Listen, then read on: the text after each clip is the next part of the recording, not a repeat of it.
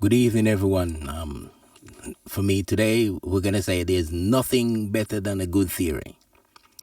My theory is based upon the current crisis in Ukraine, the conflict that seems like a created conflict to me. This conflict between Russia and Ukraine with Europe and the United States and all the rest of Western allies, Australia, New Zealand, Canada, backing a bunch of fascists really with our tax dollar. Now, why? I don't think they've got any interest in Ukraine to that degree, but I think they need to give their friends in the military industrial complex our tax dollars. So therefore they're going to spend our money, buy weapons to give to a country that doesn't give us anything. Can't see anything beneficial to the populace in this country or across Europe, to be honest. There is one particular thing that we can look at. The other thing is the rising food prices.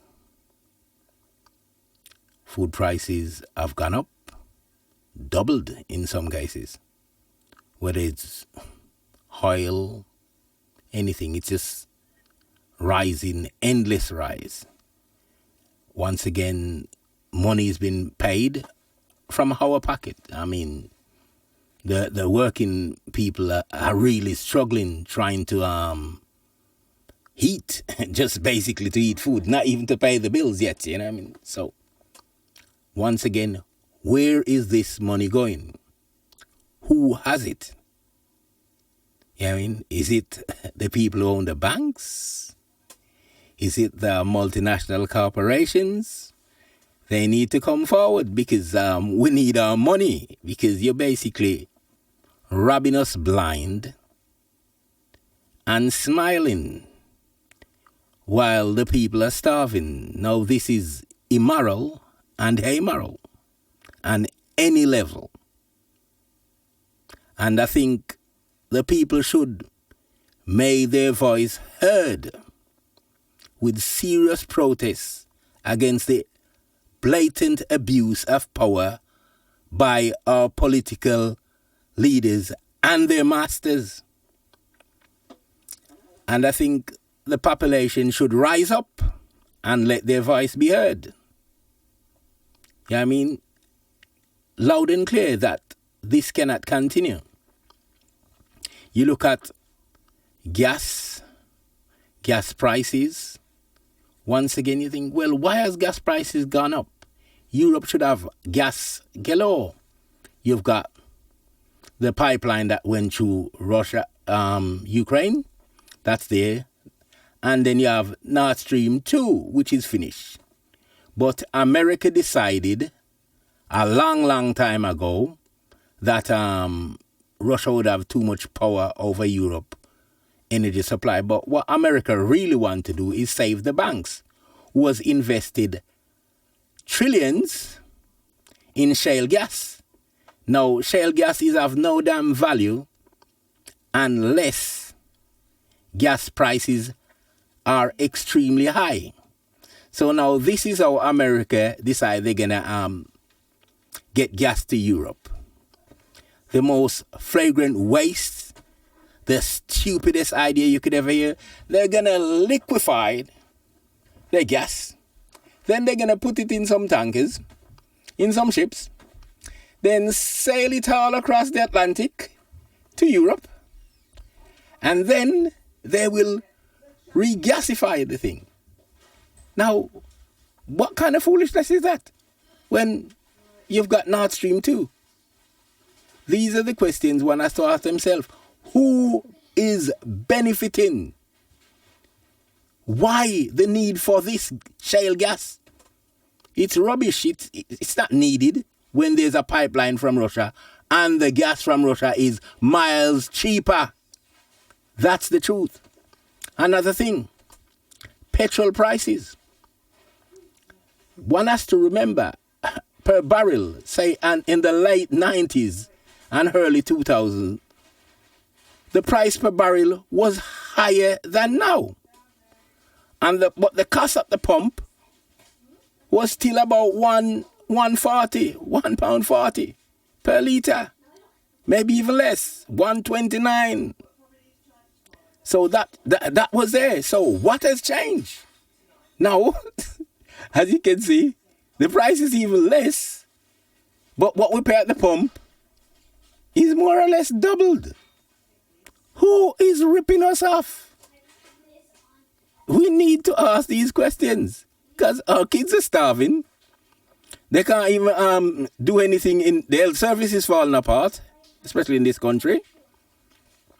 Nothing going on, as I said, in the school education for the kids. There's nothing socially building. Where is our money going? What are we paying for? Why are we paying these politicians when they do not work for us? Nothing at all. They work for their masters, the owners of the society. But you'd say major shareholders in banks. All lords and masters and kings and queens. These are the people who own things, really. And we need to ask questions of them. They need to be accountable to us. They can't survive without us. No one can survive without labor. Labor is what makes money. Money is valueless without labor. And the people need to understand and know this. And use our collective power to question. We need to join unions. We need to get back to social activism so that we can regain the ground that the masses have lost over the years from the Thatcherite era. I mean, one has to look at what has happened. I mean, even the Labour Party is a conservative party. I mean, drag, or whatever you want to call it, you know what I mean? Because we've got this Keir Starmer. Yeah, I mean, who is he? What is he? Who selected this fellow? But this fellow, more than likely, might be the next prime minister. Because we've got this thing about who's going to replace Mr. Johnson. Who's going to replace Boris Johnson? Anyone who's honest would say, no way is it going to be Richie Sunak. I think his color doesn't really fit.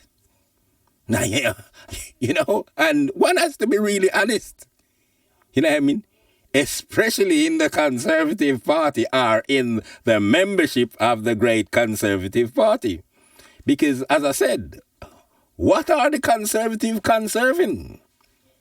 Power over the people. That's what they're conserving. So I'm not supporting people who are conserving power over the masses, the working classes. Definitely not.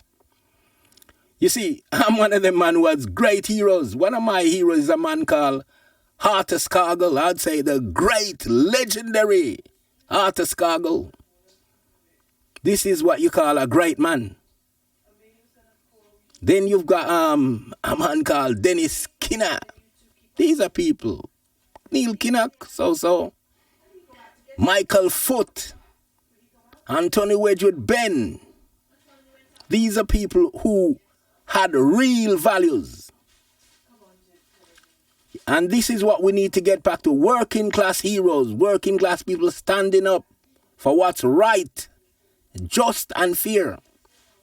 For transparency and clarity in what our government is doing, rather than hiding behind state secrets.